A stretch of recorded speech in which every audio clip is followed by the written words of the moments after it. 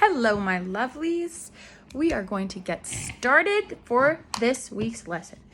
So, this week we are going to be talking about notes again.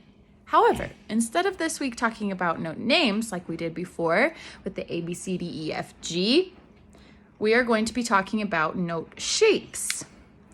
So the note shapes and what they are called and what values are associated with them. We talked about this towards the beginning of the year. But since, all of this has been going down, we haven't had as much refresher as we have liked, and that's okay. So we are going to do a little review do a little review, and then I have some worksheets for you guys to do in your own time that I will have linked down below this video. So let's get going. So I have my trusty recorder here that is going to help me. So we're going to get started with my whiteboard I have down here, and I'm going to start off with our very first question. It's a terrible circle. I am not an artist. So if you were looking at this, what would this be called? It is just a circle. It is not filled in. It doesn't have a line on it. It's just a plain old circle all by itself. What would that be called? I know a lot of you know already, so those who don't, take a second to think about it. So if you know, say it out loud. If you don't, I will tell you. It is a whole note. Make sense? So it has the value of 4 beats or 4 counts, whatever works for you. So if I were in a 4/4 measure and I had Max to click his drumsticks together, when you go 1, 2, 3, 4, it holds 4 counts. That whole note does. Make sense? Whole note, 4 counts. It is a circle, not filled in, no line. Okay? Next on our list is this bad boy right here. Again, I am not an artist. That isn't super. Let me fix that line. I need your art teacher to do my artistry work. There, it's a little better. Okay, so we have a circle again that is not filled in, and it has a line at the top. Those who know it, go ahead and say it. Those who do not, it is a half note. It's okay if you don't know. We haven't gotten to review this for a while, and that's why we're doing it. So, like the whole note had 4 counts, this one has 2 counts. So, if I had my Max here to go 1, 2, 3, 4. Make sense? So instead of holding it out for the 4 counts like the whole note did, this one held it for only 2 counts for the half note.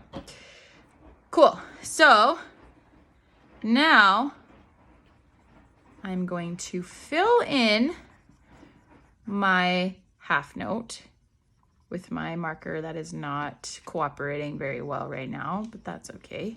Fill her in. So pretend that this is all filled in perfectly. So we have a circle that is filled in with a line on the side like this. The lines can sometimes be pointed down. It depends on where it is sitting on our staff. Like we had our staff with our fingers. If it's little side note, if it is higher up on the staff, like higher up here above this line, the middle B line, if the note is placed higher up here, then the line will be pointing down. The stem will be pointing down. And then if the note is placed below this middle B, so any of these down here, the line or the stem will be pointed up. And it's just to make it more organized and it flows better. However, sorry for that tangent. This note is called a quarter note. So each note, if it doesn't have a dot with it, each note usually cuts the value in half. So how we started with our whole note that had 4 counts, and then we went to our half note, which had 2 counts, and now we have our quarter note, which only has 1 count. So hit it, Max. 1, 2, 3, 4. Cool. Makes sense. So it only had 1 count. So our fourth and final, oops, I needed that actually to still be filled in, and I was erasing it. That's okay. So fill that in, and then I'm adding what's called a flag, or a tail. It can also be called a tail. So this is this note. It is called a 8th note. So we had a whole note, a half note, a quarter note, and an 8th note. I will briefly mention the 16th note, but the 8th note is not even a whole count. So we had 4 for the whole note, 2 for the half note, 1 for the quarter note, and the 8th note is only 1/2 of a count. So if I went 1, 2, 3, 4, 2, 3, 4. So I didn't even hold it out for that whole first count, just 1 count, or a half of a count. So you would go 1 and 2 and 3 and 4 and 2 and 3 and 4 and. Does that make sense? So you're only doing a half of a count. So there would be 2 8th notes that would equal a quarter note. So you would need 2 8th notes to fill that whole first count, if that makes sense. Can I please have this, Farah? Thank you. So just briefly to say, if you wanted a 16th note, oh dang, come on, marker, don't fail me now. There we go. You would have 2 little flags like that. And that would be a 16th note.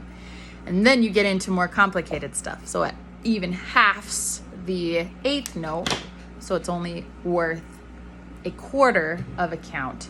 So you would go 1 and a 2 and a, and it would only be worth one of those little sounds. So it'd be like boom, e and a 2 e and a 1 e and a 2 e and a e and a 2 e. Cool. So it's just like a little bit. So that is our lesson for this week. If you made it through this whole thing, I applaud you. I am so proud of you. So go over those worksheets. E2, I wrote on there that the first worksheet was just for E1, but that's only because it's a little more simple. But if you feel like you need a little more practice, if it's a little bit rusty for you, go ahead and do it. It's fun, it's easy. It includes a little bit of coloring and cutting, and if you're just needing a little bit of extra art, creativity, whatever, go ahead and do it, and it's really fun. But E1, go ahead and do both worksheets. E2, definitely do that second worksheet, because it's fun also. It's tracing and more review, and just helping you guys figure out exactly what each one stands for and all that stuff. So hope you all are having a wonderful week. I love you all. Goodbye.